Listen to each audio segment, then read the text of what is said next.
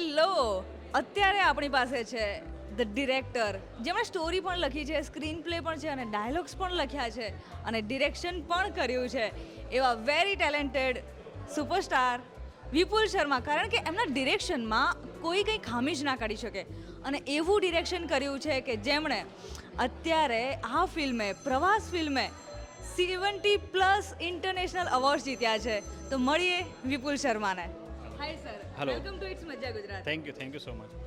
Sir, તમે જ્યારે એવું વિચાર્યું કે આ ફિલ્મને 70થી વધારે અવોર્ડ્સ મળ્યા છે, તો આ ફિલ્મમાં એવી કઈ બાબત છે જે બધી ઓડિયન્સને ગમી હોય યા તો એના જ્યુરી મેમ્બરને ગમી હોય, એવું શું છે આ ફિલ્મમાં?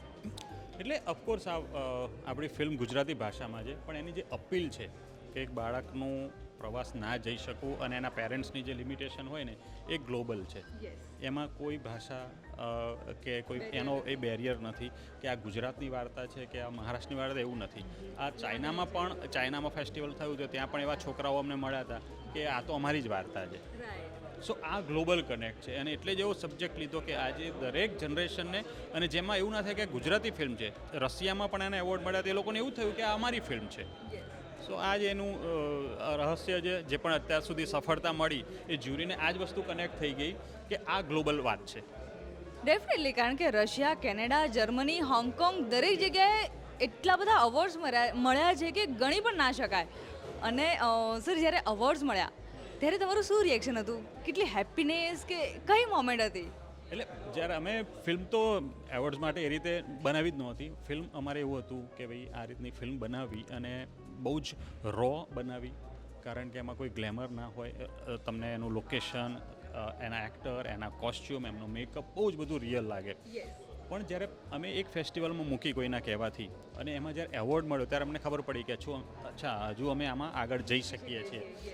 અને પછી એ જ રીતે ઉત્તરાખંડની અંદર એક વખત એવોર્ડ મળ્યો અમને, મહારાષ્ટ્રના 1-2 એવોર્ડ અમારા નોમિનેશન્સ થયા અને એમ કરતાં ધીરે પછી અમે ભારતની બહાર ગયા અને ત્યાં ઢાકા ઇન્ટરનેશનલ ફિલ્મ ફેસ્ટિવલ જે થાય છે ત્યાં માજિદ મજીદ, જે ઈરાનના બહુ જ મોટા ડિરેક્ટર કહેવાય, શર્મિલા ટાગોર આપણા આટલા ખ્યાતનામ અભિનેત્રી, એ બધાની હાજરીમાં જ્યારે એવોર્ડ મળ્યો અમને, ત્યારે અમને એવું થાય કે અમારે જર્ની વધારવી પડશે, પ્રવાસને ગુજરાત પ્રવાસ કરાવવો પડશે. અને એમ કરતાં એક પછી બીજો, બીજા પછી ત્રીજા એવોર્ડ મળતા ગયા. અને ઓફકોર્સ દર વખતે એવોર્ડ મળે ત્યારે સારું જ લાગે.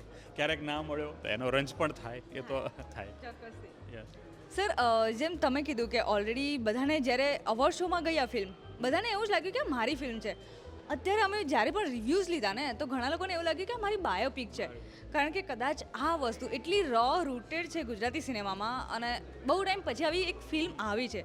અને તમે જે ડિરેક્શન કર્યું છે સર, તો આ બધા ચાઇલ્ડ એક્ટર પાસેથી, બધા સિનિયર એક્ટર પાસેથી કેવી રીતે તમે આ એક્સપ્રેશન કરાયા, કેવું કામ કેવી રીતે કરાયું?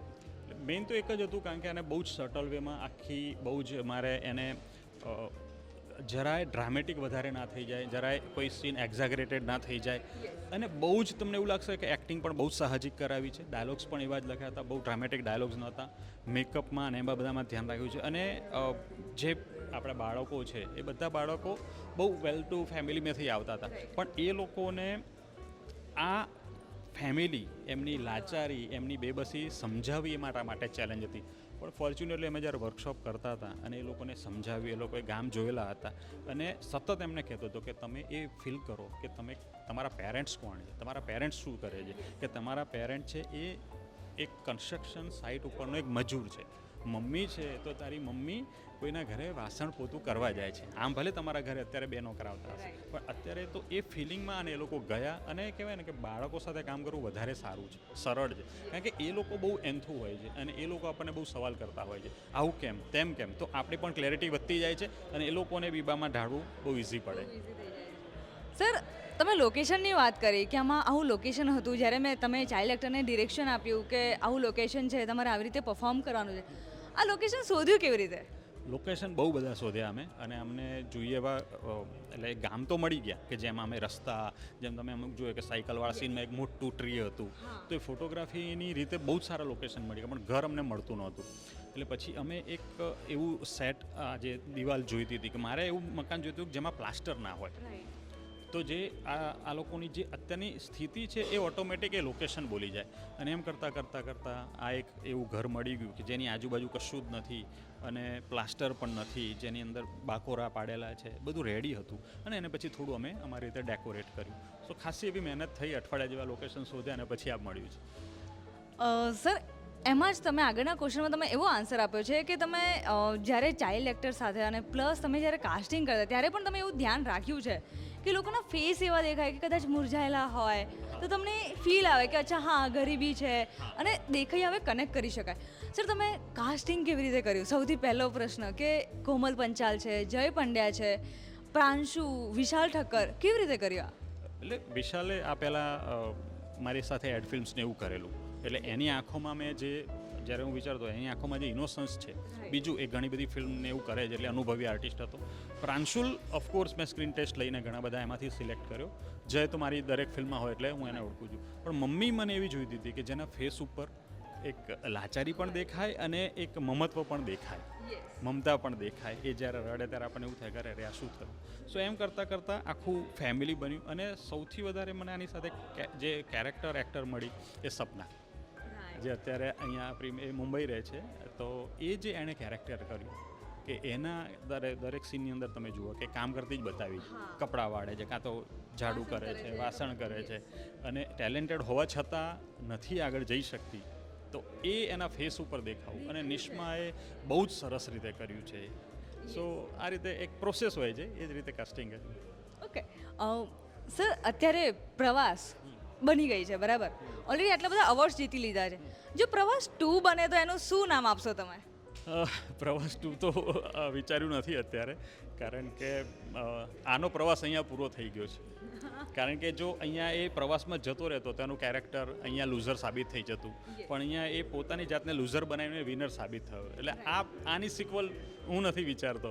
એટલે તમે આ સ્ટોરી લખી બરાબર, ત્યારે એવું સૌથી વધારે એવું શું ચેલેન્જિંગ હતું કે ના આ ભાવ તો જોઈએ, આમાં આ સેટ નહીં થાય, પ્લસ એવું ગાઈડન્સ પણ આપવાનું, કારણ કે જે ભાવ છે એ તમારે એકદમ રો રૂટેડ બતાવવાનો હતો ગુજરાતી સિનેમામાં, એવું શું છે? મેઇન આખી ફિલ્મની વન લાઈન એક જ છે કે માણસના 2 પ્રવાસ હોય છે. સપોઝ અમદાવાદથી તમે બરોડા જાઓ છો તો એ ફિઝિકલ પ્રવાસ હોય છે, તમે ત્યાં પહોંચી જાઓ છો, પણ એ દરમિયાન તમારી મનની અંદર જે મનોવ્યથા ચાલતી હોય છે ને એ પ્રવાસ તમારે બહાર દેખાતો નથી. એ દરેક વ્યક્તિએ વ્યક્તિગત હોય છે અને આ જ વન લાઈન ઉપર આખી ફિલ્મને બનાવી. સર તમે વન લાઈન કીધી કે આ જ વન લાઈન છે બરાબર, તો આ ફિલ્મ તમે ઓલરેડી અનુભવી છે કે કાં તો આ તમારી કાલ્પનિક છે? શું છે આ ખરેખર શું છે? 20% અનુભવ, થોડી કાલ્પનિક. અને હું પહેલાં ડોક્યુમેન્ટરીઝ બહુ કરતો. તો ડોક્યુમેન્ટરીઝની અંદર એવું થતું હતું કે ગામડાઓની અંદર બહુ ફરવાનું થાય અને આવા ઘણા પરિવારોને મેં એ વખતે જોયેલા. સ્કૂલની અંદર શૂટિંગ કરવા જતો, બાળકો આવે તો યુનિફોર્મ ના હોય, કોઈના પગમાં સ્લીપર ના હોય, અને એમ કરતાં ટીનો, બચુડીઓ એ બધા દિમાગમાં આવેલા છે.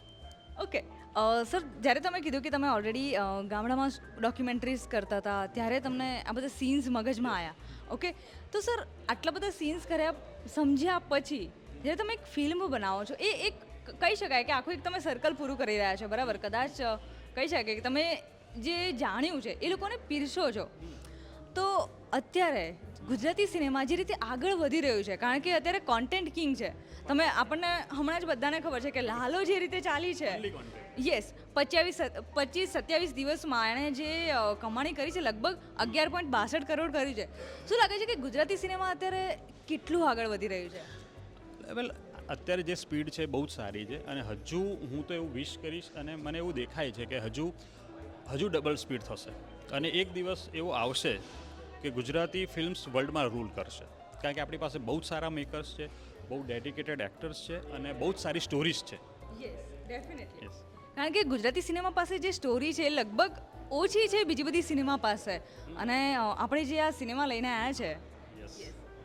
Okay sir, one word for પ્રવાસ કે લોકોએ કેમ જોવી જોઈએ? One word.